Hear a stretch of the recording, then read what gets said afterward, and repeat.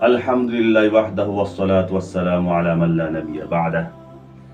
محترم حضرات، میں آپ لوگوں کے سامنے ایک قیمتی خزانہ لے کر آیا ہوں جو قدرتی ہے، قیمتی بھی ہے، قدرتی بھی ہے اور خزانہ بھی ہے، جو نبی کریم صلی اللہ علیہ وسلم نے ہم کو تحفہ دے کر گئے تھے اور امید بھی کی اس کے اوپر۔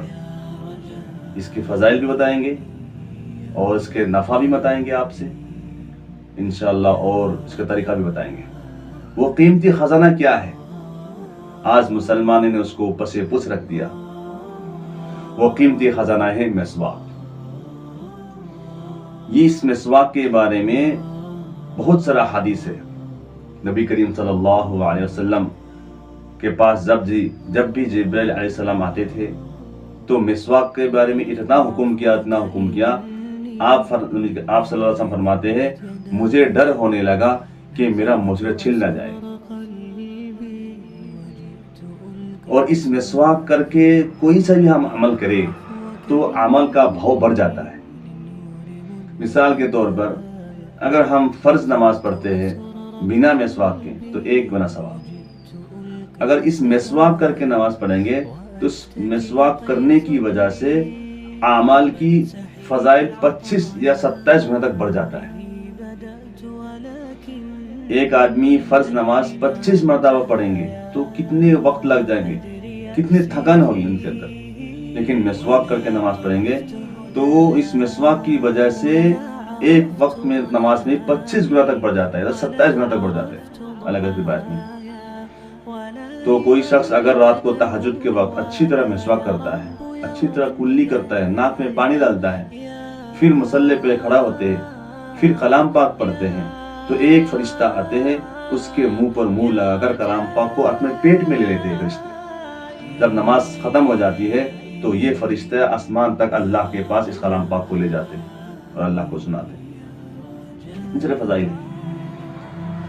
تو محترم حضرات، میں اس فضائل کے بارے میں جانا نہیں چاہ رہا ہوں، فضائل تو بے شمار ہے۔ اس کے نفع کے بارے میں سنیں گے تو آپ حیران رہ جاؤ گے۔ اتنی 70 سے زیادہ نفع ہے، 70 سے زیادہ فائدے ہیں۔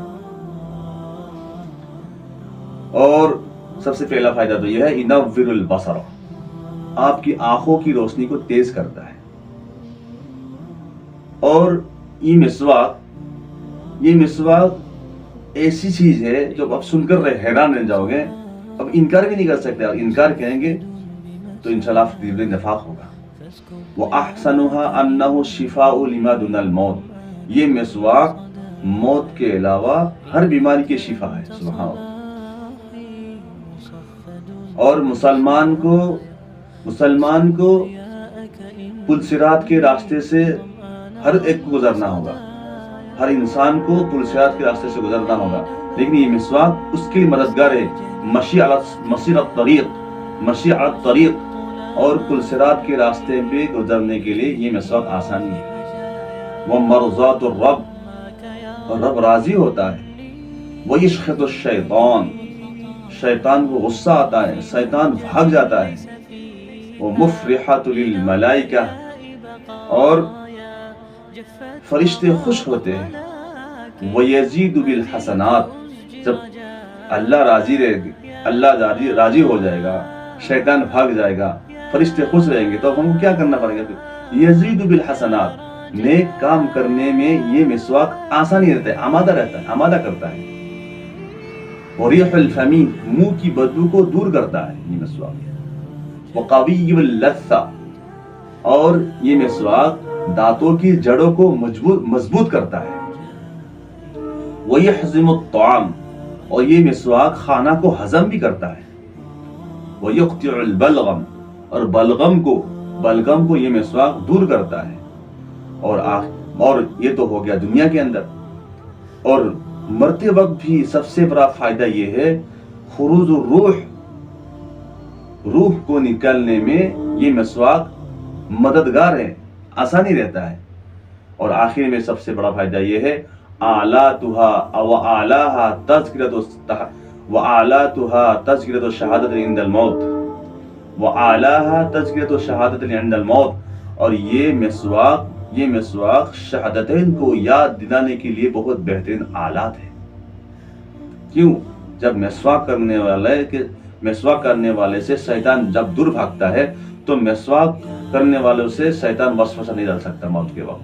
تو یہ شہادتین کو یعنی کلمے کو یاد دلانے کے لیے بہت بہترین ذریعہ ہے. اس لیے فرمایا وَأَعْلَاهَا تَذْكِرَةُ شَهَادَةٍ عِنْدَ الْمَوْتِ. موت کے وقت شہادتین کو یاد دلانے کے لیے بہت بہترین ذریعہ ہے.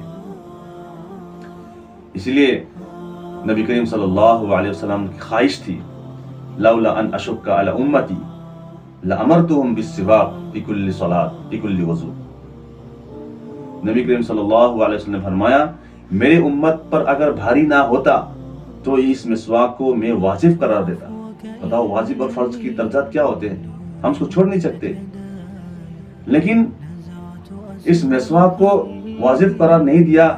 نبی کریم صلی اللہ علیہ وسلم نے ہم پر احسان کیا. اگر ہم پر واجب قرار دیتا ہم اس کو نہ کرتے ہم الگ اور گناہگار ہوتے. لیکن واجب نہیں کر دیا, خیر ہے, اچھا ہے, لیکن ہم اس کو اچھی طرح پکڑنا چاہیے, اس کو عادت ڈالنی چاہیے. ہر نماز میں, ہر کام میں نبی کریم صلی اللہ علیہ وسلم سفر سے واپس آتے تھے تو سب سے پہلا کام مسواک کرتے, اچھی طرح وضو کرتے, گھر میں داخل تو اچھی طرح مسواک کرتے تھے. اور آپ کو میں نے بتایا کہ پڑوسی کے بارے میں اور مسواک کے بارے میں اتنا حکم کیا, مجھے ڈر ہونے لگا کہ میں سے میرے مسئلہ چھل نہ جائے.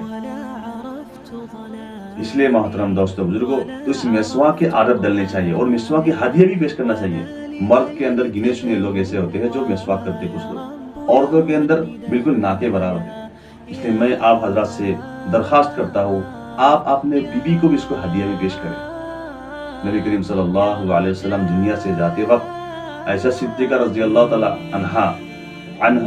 عنہا کو مسواک چبا کر دینے کے لیے فرماتے تھے. اور عائشہ صدیقہ رضی اللہ تعالیٰ نے مسواک چبا کر دیا اور نبی کریم صلی اللہ علیہ وسلم مسواک کر کے دنیا سے رخصت ہو. یہ امت کی تعلیم ہے, یہ امت کے لیے تعلیم ہے.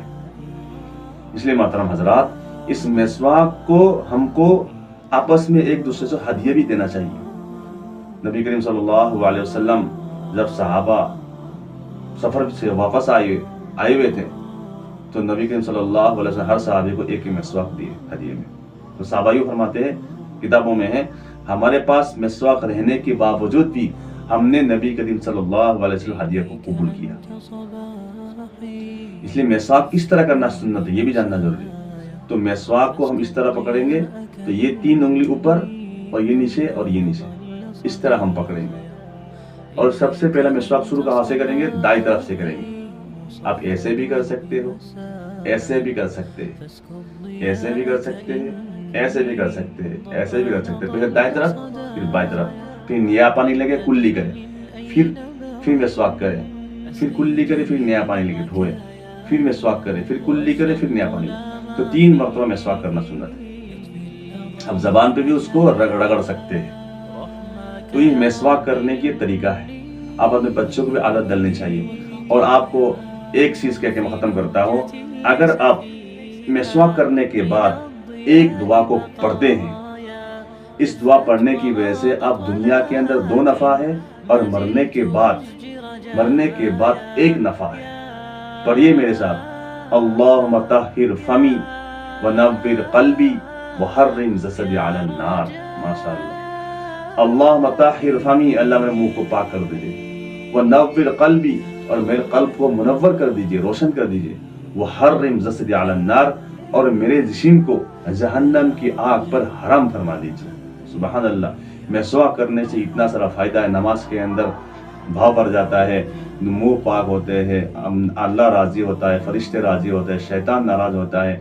موت کے وقت سب سے بڑی بات یہ ہے کلمہ نصیب ہوتا ہے, اور دعا پڑھنے کے بعد یہ جسم آپ جہنم کی آگ سے آپ کو حرام بھی فرما دیتے ہیں.